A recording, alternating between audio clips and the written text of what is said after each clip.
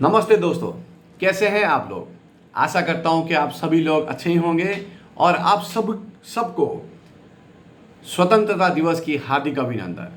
चलिए इस शुभ मौके पर आज हम शुरू करते हैं फीटर का 8वां भाग का प्रश्न उत्तर का कार्यक्रम। दोस्तों, ये जो वीडियो आज मैं आपके पास भेज रहा हूं, ये बहुत ही चैलेंजिंग होगा आपके लिए। तो आप सब लोग इसको अच्छे से प्रिपरेशन कीजिए और आप सबको all the best for your examinations. चलिए शुरू करते हैं फीटर का 8वां भाग। ठीक है दोस्तों, आज का मेरा पहला प्रश्न है, die dash die is called half die. इनमें से कौन सा डाई को हाफ डाई बोलते हैं? क्या वो बॉटम डाई है, क्या वो डाई नॉट है, क्या वो सर्कुलर स्प्लिट डाई है, या फिर वो एडजस्टेबल डाई है? ठीक है, इसका उत्तर आपको लिख के मुझे कमेंट सेक्शन में भेजना पड़ेगा, मेरा कमेंट सेक्शन में। ठीक है। दूसरा प्रश्न है, Babbitt metal is a combination of copper, tin and dash. जो बेबिट मेटल हम लोग इस्तेमाल करते हैं वो किस किस का कॉम्बिनेशन से बना है? कॉपर से, टिन से, या फिर इन चारों में से किसी एक में से? क्या वो जिंक है, निकल है, एंटीमोनी है, या फिर वो एल्यूमिनियम है? ठीक है। चलिए इसका तीसरा प्रश्न है, आज का तीसरा प्रश्न है, प्रोसेस ऑफ प्रोड्यूसिंग और making external thread is called dash. जो हम लोग एक्सटर्नल थ्रेड तैयार करते हैं उस प्रोसेस को क्या बोलते हैं? क्या वो थ्रेड रोलिंग है, क्या वो थ्रेड स्पिनिंग है, क्या वो थ्रेड टर्निंग है, या फिर बोथ ए एंड बी है? ठीक है। मेरा चौथा प्रश्न है, dash bearing is used for taking high axial load at the time of power transmission. कौन सा बेयरिंग हम लोग यूज करते हैं हाई एक्सियल लोड को लेने के लिए पावर ऑफ ट्रांसमिशन में? ठीक है। क्या वो थ्रस्ट बॉल बेयरिंग है, क्या वो टेपर बॉल बेयरिंग है, क्या वो एंगुलर बॉल बेयरिंग है, या फिर ये सब है? ठीक है, बहुत चैलेंजिंग होने वाला है दोस्तों। अगला प्रश्न है, the other name of the soluble oil is dash. जो सॉल्युबल ऑयल हम लोग यूज करते हैं कटिंग के लिए, स्पेशली लेथ वाले टर्नर लोग, वो उसको क्या बोलते हैं हम लोग? सर्ड, स्लरी, या बोथ ए एंड बी होगा, या फिर इनमें से कोई भी नहीं होगा? ठीक है। चलिए आज का छठा प्रश्न है, which of the following is not a cold die forging. इनमें से कौन सा कोल्ड डाइंग प्रोसेस फोर्जिंग नहीं है?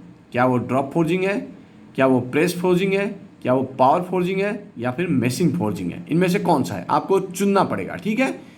आज का सातवां प्रश्न है, dash is use to support the head of the end sorry dash is use to support the head and prevent damage to the shape of the head of the rivet. इसमें थोड़ा question गलत हुआ मेरे से। सो इनमें से कौन सा टूल हम लोग यूज करेंगे जो कि थ्रेड का हेड को सपोर्ट करने के लिए, ताकि वो डैमेज ना हो सके? क्या वो ड्रिफ्ट है, क्या वो डॉली है, क्या वो रिवेट स्नैप है, या फिर रिवेट सेंक है? ठीक है। Next, dash pulley is use to increase the arc of contact and also produce more tension in the belt. इनमें से कौन सा पुली हम लोग यूज करते हैं जिसका आर्क ऑफ कॉन्टैक्ट ज़्यादा होगा और ये बहुत टेंशन फॉर्मेशन करेगा बेल्ट में? क्या वो गाइड पुली है, क्या वो ग्रुप पुली है, क्या वो जॉकी पुली है, या फिर वुडन पुली है? ठीक है। आज का 9वां प्रश्न है, double helix gear is also called dash. जो हम लोग डबल हेलिक्स गियर यूज करते हैं उसका दूसरा नाम क्या है? क्या वो हेरिंग बोन गियर है, क्या वो हेलिक्स गियर है, क्या वो स्पाइरल गियर है, या फिर यूनिवर्सल गियर है? ठीक है। 10वां प्रश्न है, ये थोड़ा मैथमेटिक्स के ऊपर जाता है, 1 degree is equal to dash second. 1 degree is equal to dash second. ये थोड़ा ट्रिकी है बट आपको आता है। क्या वो 23,400 सेकेंड है, क्या वो 60,000 सेकेंड है, क्या वो 54,000 सेकेंड है, या फिर 32,400 सेकेंड? ठीक है। 11वां प्रश्न है, in dash fit shaft is bigger than hole. कौन सा फीट में शाफ्ट होल से बड़ा होता है? क्या वो क्लियरेंस फीट है, क्या वो इंटरफेरेंस फीट है, ट्रांजिशन फीट है, या फिर इनमें से कोई नहीं है? आज का 12वां प्रश्न है, the thread stock box section the head stock box section is known as dash in lathe. जो लेथ में हेड स्टॉक बॉक्स होता है, सेक्शन होता है, उसको हम क्या बोलते हैं? क्या वो स्पिंडल नोज है, क्या वो एनविल नोज है, क्या वो एंड नोज है, या फिर हेड नोज है? ध्यान से लिखिएगा दोस्तों, ये थोड़ा कंफ्यूजिंग है बट आंसर आपको आएगा, ठीक है। Next, in WA46K5V17 of grinding wheel, जो ग्राइंडिंग व्हील हम लोग इस्तेमाल करते हैं ग्राइंडिंग करने के लिए, उसमें एक कोड लिखा होता है, ये एक कोड लिखा होता है, इस टाइप का कोड लिखा होता है। इनमें से जो 5 है, व्हील में जो 5 है, वो किसको दर्शाता है?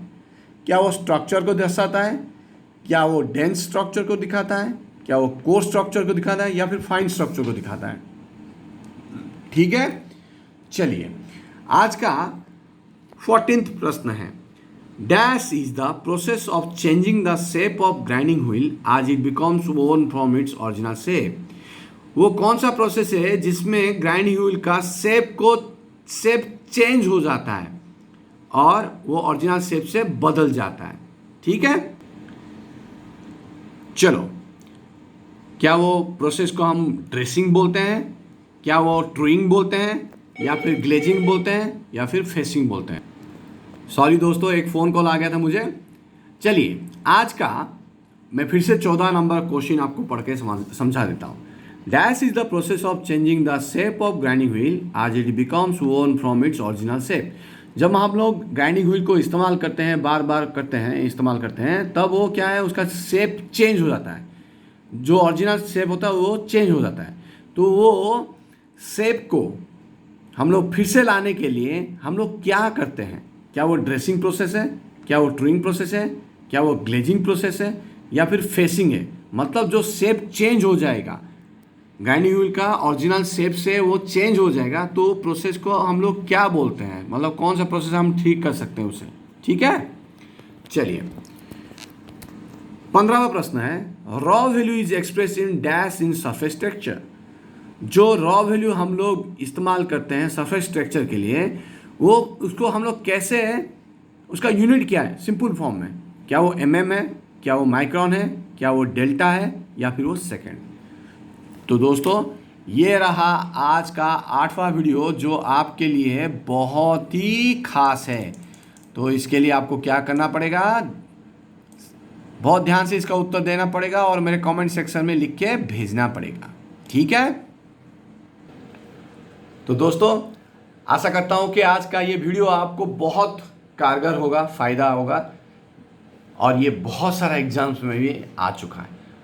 तो इसका प्रश्न का उत्तर क्या करना है? हाँ, लिख के मुझे कमेंट सेक्शन में भेजना पड़ेगा, ताकि मुझे मालूम पड़ेगा कि आपका उत्तर सही है कि गलत है, ठीक है। तो चलिए दोस्तों, ऑल द बेस्ट।